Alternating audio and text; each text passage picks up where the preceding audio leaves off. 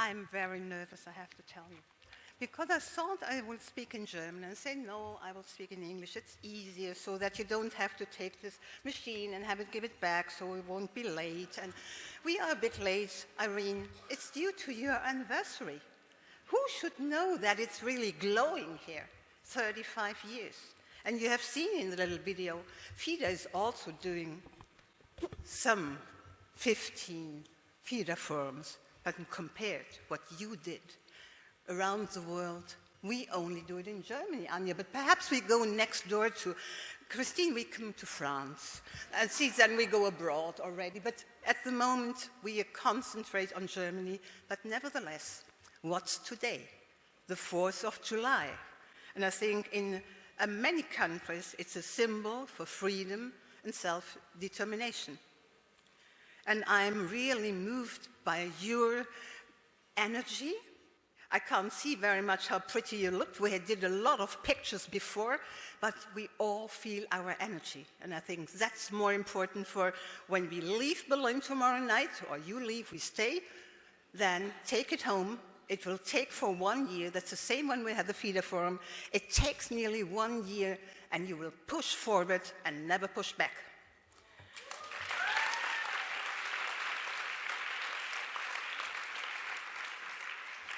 Of course, when we are meeting here in Germany, we think about that the commitment to equal rights knows no boundaries. Our challenging may be different, but our goals unite us. We have in German something like glass ceilings, and they hurt.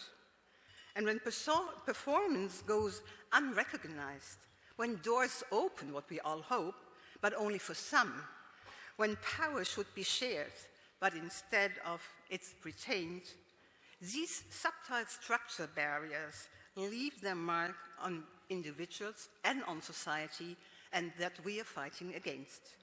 That's the reason why networks are so important. They are part of strategy for change. Every change begins with a decision. No longer to remain silent. Instead, we must make ourselves visible. You see them all here. We see you all. Please let us see each other wherever we are and talk positive about each other wherever we go. And then it's simply easier to go together. And I would like again express really my gratitude to Irene. Without you, we wouldn't be here. Without you, I was not planned to go to Paris.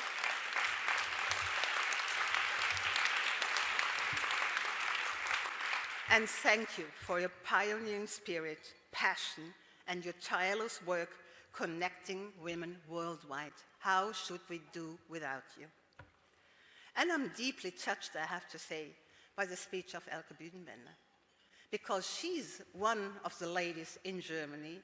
Besides her job, and besides, let's say, the hard job she has as the woman of our president, she has often time for our belongings. She fights for the rights, and that's the reason where she is, over here. That's the reason. A clap to her. A clap to her. And she retired, I think, just 10 days ago, and she promised she will have more time for our belongings. Great to that. We come and ask you. No? And when I'm looking back about my years of fighting, sometimes quietly, not very often, sometimes loudly, for women's rights, equal opportunities, and fair representation. And that's why we found FIDA. It was so necessary when we started in 2006, and Anke Domscheit-Berg is here, one of the founders. And in those years, the idea of a woman's quota was still seen as an option by many people, not only in Germany. But again, our networks, we have demonstrated that change is possible, and fought to make this act of equal participation of men and women in management positions a reality. And this reality, we really can go on. We have to look that we can't go back, because that's really a tremendous nervous thinking about what's going on at the moment. We explained the Berlin Declaration, another network where people from parliament with women association work together and fight again also for the quota. And now this Berlin Declaration brings together nearly 50 associations with more than 6 million members and all over Germany. And we will tell them about the global summits. Next year, I can't promise, but we at least will show up more than from the rest of Germany, besides the great company tables, which is a bit different, but we do our very best. But, and I really have to say, I feel as honored as 2013 when I received the Federal Cross of Merit. And I know, and that's a bit different between the hard work. Christine is really get her award. All we are doing is voluntary work, and it's a hard work, but it's all our voluntary. A lot of people thought, and Anja has asked the same, it's your main job. No, my main job was completely different world, and it was great because having to work with and deal with women's topic day and night, it's sometimes a bit too much. And there it was good to have a job which is in a complete different area, so I could come back to both sides and I'm very happy. But it was really,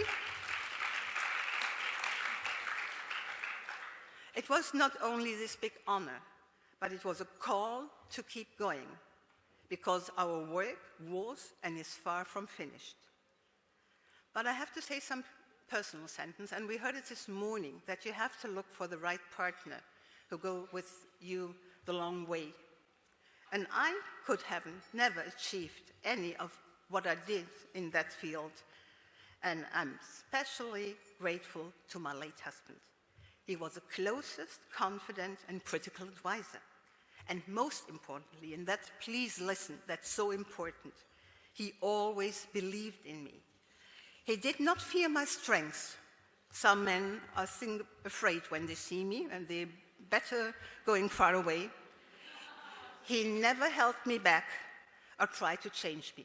That's the reason why we spent 46 years together.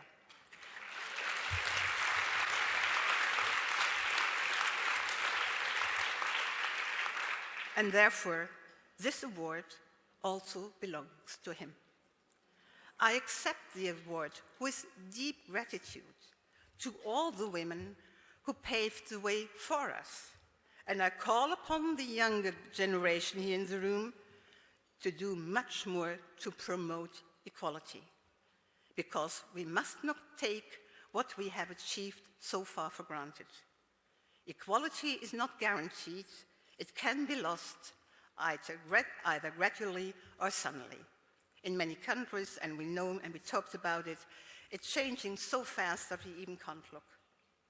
And the issues with passion we are fighting for, and please, not only passion, but humor is one of the best things to convince other people that you take it serious, that you're fast, and that you're able to smile. And I think a smile in the face, and nobody can say, oh God, she's coming again through the door. Never do that. Think about it. Humor helps often.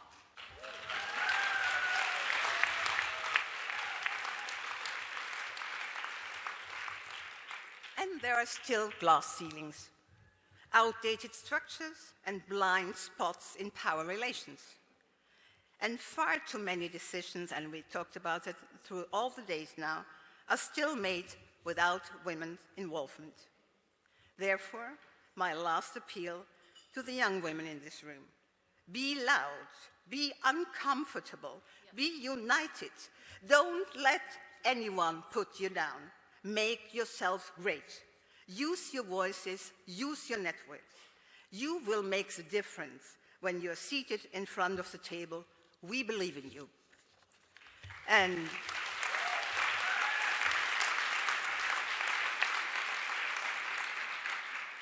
as long as possible, I will support you and will not stop building bridges between the generations, opening doors and raising my voice, and relying, of course, on male allies. I think it's time to form some gangs together, because equality is not just desirable, but essential to democracy. Thank you very much.